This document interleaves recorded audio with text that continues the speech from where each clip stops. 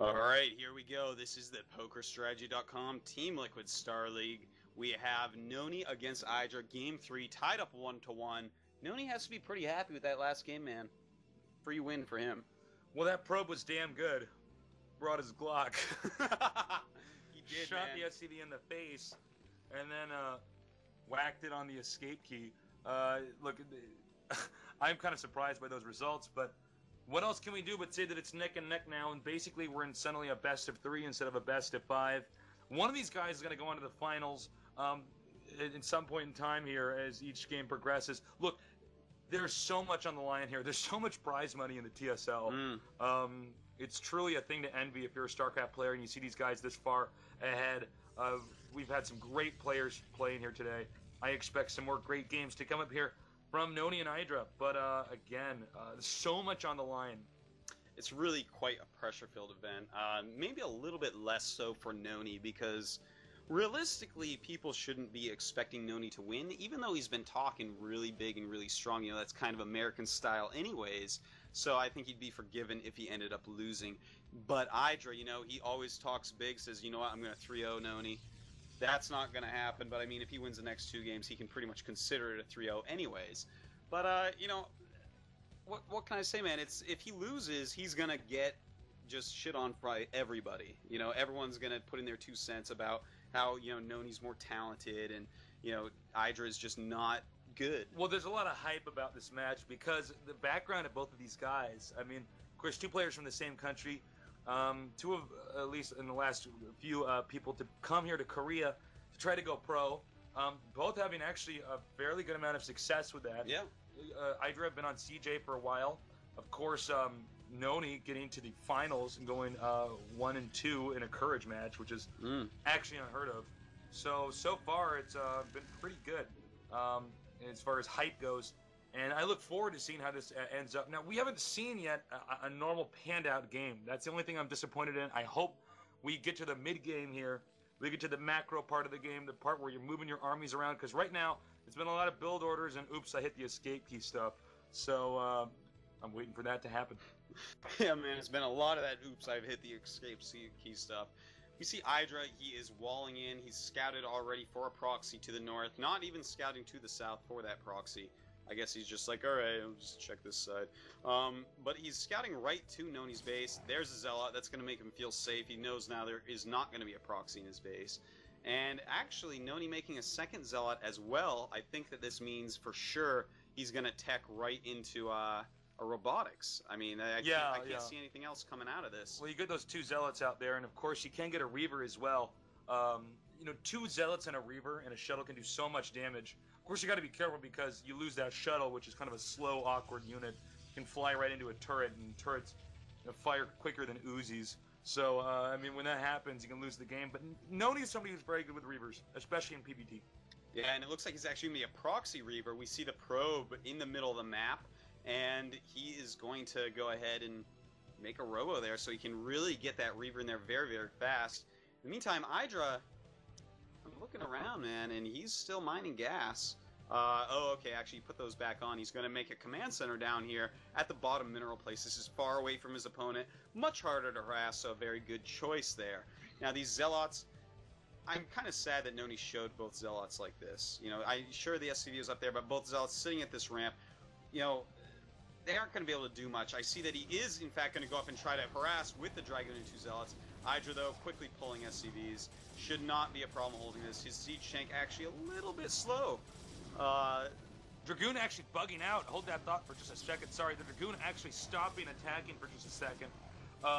Dragoons are probably one of the buggier units in the game, if not the buggiest. But the timing of this attack is so key. Remember, Zealots deal damage a little bit quicker because they attack faster. But the Dragoon is here to shoot down these SCVs trying to repair. Actually, Depot getting pretty low, getting in the red.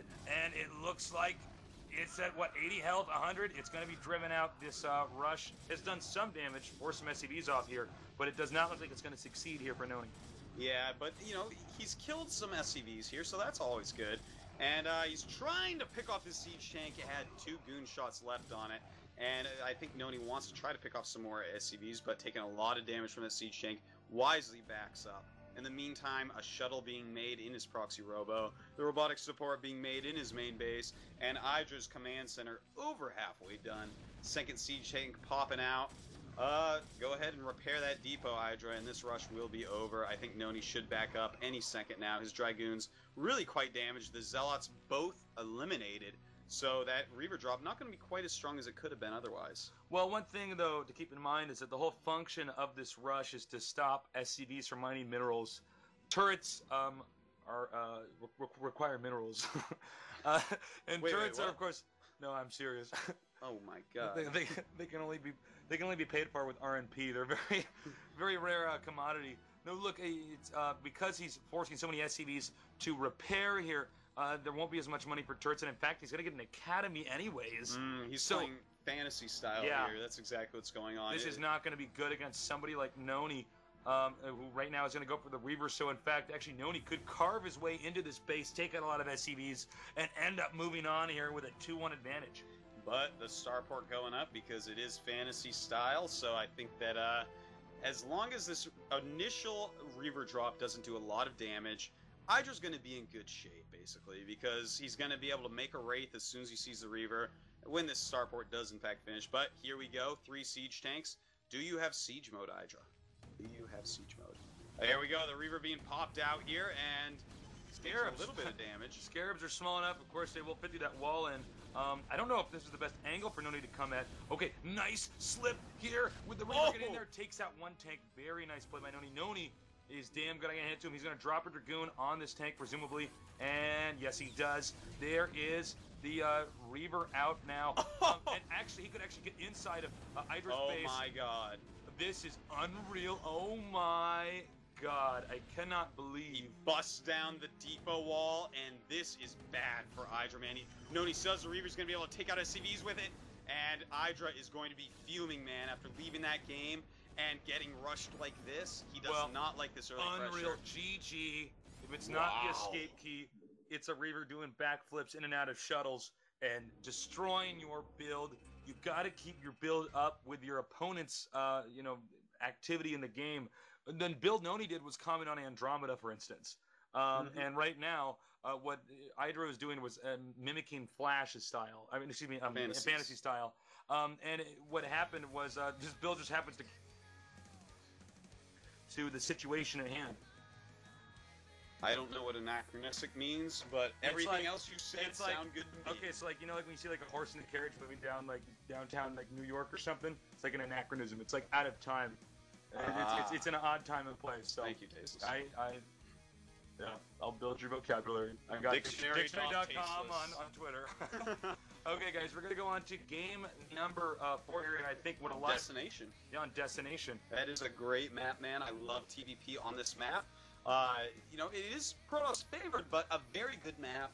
The better player normally wins. There's a lot of places to proxy gateways. It's sometimes hard to get over bridges because of Size Storm. Arbiters get pretty good. Carriers are especially good here. But Idra has very strong macro. He's played this map probably a quadrillion times, give or take a billion.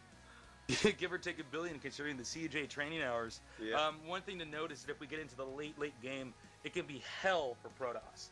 Because there's these 2 expansions, one on the right, one on the left. And if it gets to the point where both of you are hugging, one side of the map, one at the top, one at the bottom, it can be very difficult for Protoss, especially with recalls, because this map is, as you can see, taller than it is wide. So if you get a turret lining across the map and you're totally in hardcore, suddenly, unless you have a mana for hallucinate and science vessels aren't in position to EMP those fake arbiters, you're not going to win with recall. So you got to make a tough decision and decide how much is the Terran going to be ahead if you get to the mid game, or how behind is the Terran going to be. The more ahead, maybe carriers. The more behind, then arbiters. So, anyways, enough of that. Are you ready to get this going? I have been ready to get this going since you started talking about late game. Let's go.